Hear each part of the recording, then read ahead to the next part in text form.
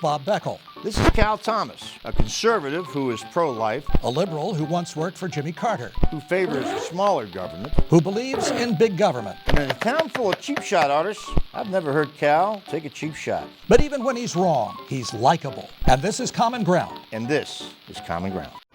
Welcome again to Common Ground, a video version of Bob Beckel's and my bi-weekly USA Today column in which we try to figure out how to bridge Washington's partisan divide.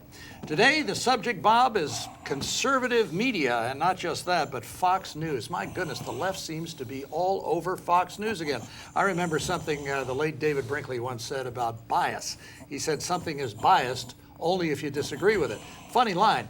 True to some extent. But don't you think that the dumping on Fox News is a little much by some on the left? Well, first of all, let's put our cards on the table here. I particularly appear on Fox and do draw some pay from them, and you do. As do I, yeah. We both make less than Bill O'Reilly's withholding, yes, however. Yeah. for sure. Yeah. But having said that, it occurs to me about Fox that there's a reason Fox is the largest cable channel by far, and that is it has an audience. And what a concept. Yeah, what a concept. And these people obviously wanted to go someplace where they felt comfortable viewing, and Fox is there. Now, do I agree philosophically with a lot of the commentators on Fox? Of course not. I appear with Hannity every week, and I like him very much as a person, but his politics, he was dropped on his head like you as a child. But what I don't understand here is, Fox has commentators that are very conservative, but MSNBC has commentators that are very liberal. Yeah. So I don't get the rub.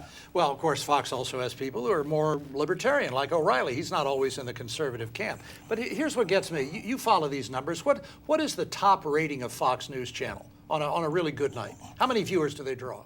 On a night at prime time? Yeah. 7, 10 million. Okay, and there are 300 million Americans. So right. 7 to 10 million out of 300 million, when the left pretty much, I think you'd almost have to agree, has public radio, the 3 broadcast networks, CNN and MSNBC. What's their problem? Well, I've never bought into this argument you guys have about this slant about all the networks and the rest of it. Now, MSNBC I would agree with, but not the major networks. But leaving that aside, look, here's how people view Fox, and this is the mistake they make. They look at Sean Hannity, who is clearly a conservative, Bill O'Reilly, libertarian, and Glenn Beck, who is someplace I've never been to, I can tell you that.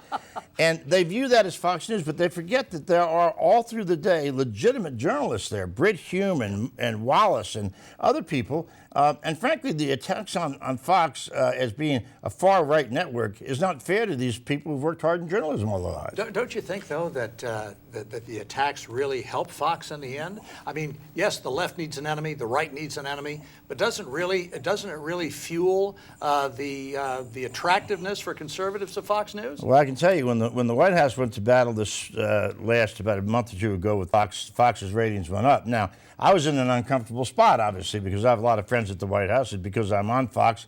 People say, why do you appear on Fox as a liberal? And I tell them very simply, because there are so many people watching Fox. They're not all right-wingers. A lot of them are persuadable voters, independent voters.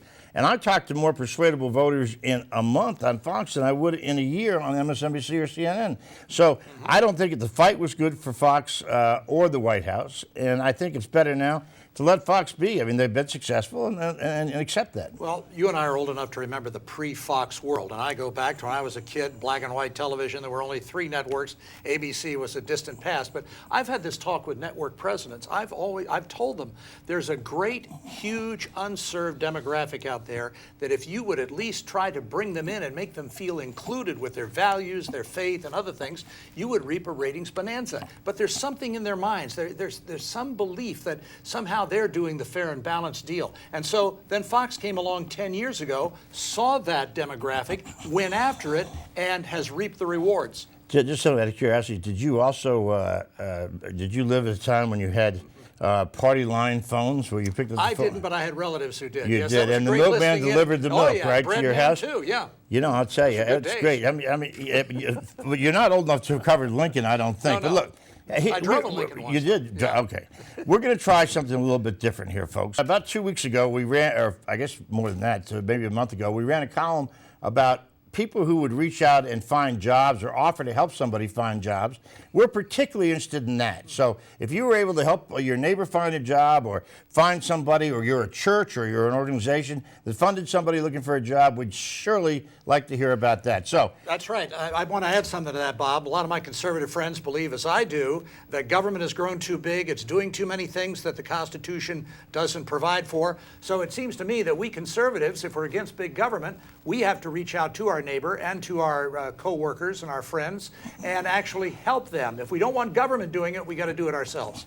Okay, so in any event, that's our new idea. We want you to join us, and thanks for watching us today. But if you want to join in this Common Ground example effort, particularly on the jobs issue, please contact us at blogs.usatoday.com/op-ed.